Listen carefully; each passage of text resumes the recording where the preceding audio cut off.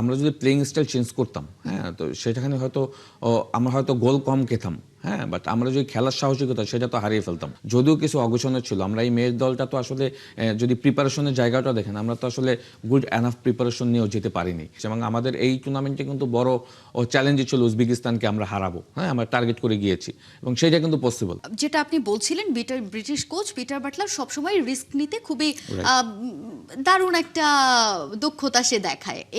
এই ম্যাচেও মিলিকে নিয়ে এসে যে রিস্কটা নিয়েছে সেটা ডেফিনেটলি সমালোচিত হতে পারতো যদি মিলি সেই পারফরমেন্সটা দেখাতে না পারতো। ইনফ্যাক্ট আমি যদি একটু মিলির কথা আপনি বললেন, তারপর বললেন যে বিল্ড আপ ফুটবল যেটা খেলছে, এই ফুটবলটা পরবর্তীতে গিয়ে অন্যান্য টিমের ক্ষেত্রে তারা যখন অন্য তাদের চেয়ে তুলনামূলক যদি তাদের ধারে কাছের দল হয়, সেক্ষেত্রে আসলে বড় একটা প্রভাব ফেলতে পারবে। সো পিটার বাটলারের স্ট্র্যাটেজি নিয়ে যদি আমি একটু কথা বলতে চাই, তিনি কি আসলে জিনিসটাকে এভাবে ধরে নিয়েছেন যে আমাদের আসলে এখানে চান্স কতটুকু সেটার চেয়ে বড় কথা আমি আমার দলকে কিভাবে প্রস্তুত করছি? এক্স্যাক্টলি সেটাই আমি যেটা বললাম যে দেখেন, আমরা যদি প্লেইং স্টাইল চেঞ্জ করতাম, হ্যাঁ, তো সেখানে হয়তো আমরা হয়তো গোল কম খেতাম, হ্যাঁ, বাট আমরা যদি খেলার সাহসিকতা সেটা তো হারিয়ে ফেলতাম। হ্যাঁ, আমরা বিল্ড আপ করার চেষ্টা করছি, অ্যাটাকে যাওয়ার চেষ্টা করছি, at the same time opponent যখন বল পেয়েছে দেখবেন আমরা কাউন্টার প্রেস করার চেষ্টা করেছি, সাথে সাথে আমরা বল রিগেন করার চেষ্টা করেছি।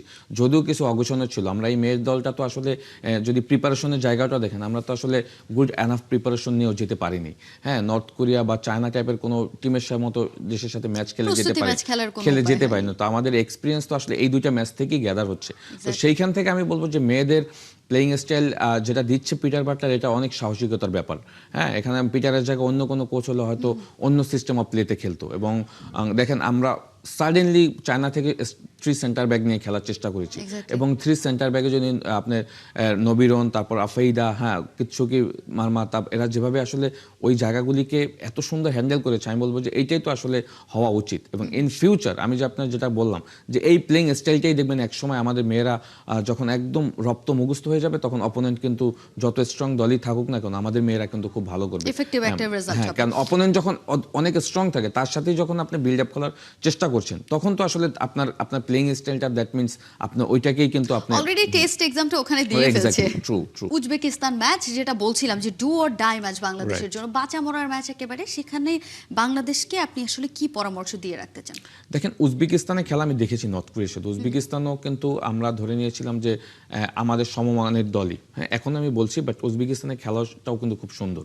হ্যাঁ, বাট আমাদের কাছে যেটা হয় যে আমরা তো 2টা ম্যাচ খেলে ফেলেছি, এবং বড় 2টা ম্যাচ খেলে ফেলেছি, এবং আমাদের এই টুর্নামেন্টে কিন্তু বড় চ্যালেঞ্জ ছিল উজবেকিস্তানকে আমরা হারাবো, হ্যাঁ, আমরা টার্গেট করে গিয়েছি এবং সেটা কিন্তু পসিবল। আপনি যদি বলেন সেটা পসিবল। এবং আমি মনে করি যে উজবেকিস্তান লাস্ট ম্যাচ, যেহেতু আমার কাছে মনে হয় যে 2 দিন রেস্ট আছে, প্লেয়াররা আমার কাছে মনে হয় যে এই 2টা ম্যাচের রেজাল্ট ভুলে যাবে এবং উজবেকিস্তানের ম্যাচকে টার্গেট করে আমরা যদি এই আমাদের ফ্রেশ লেগ এবং যারা ফর্মে রয়েছে তাদেরকে ইউজ করে যদি আমরা ম্যাচটা টার্গেট করতে পারি, আমি মনে করি অবশ্যই জেতা সম্ভব।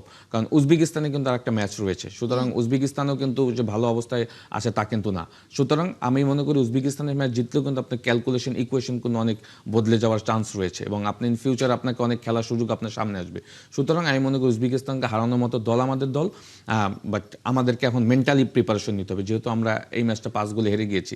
মেয়েরা একটু হলেও এখান থেকে শেকি থাকবে, বাট এখান থেকে আমি জানি পিটার বাটলার একজন সাহসী কোচ, কোচিং স্টাফের যারা রয়েছে তারা আসলে ভেরি সুন আসলে তাদেরকে নিয়ে বসে এই জিনিসগুলি রিকভার করবে।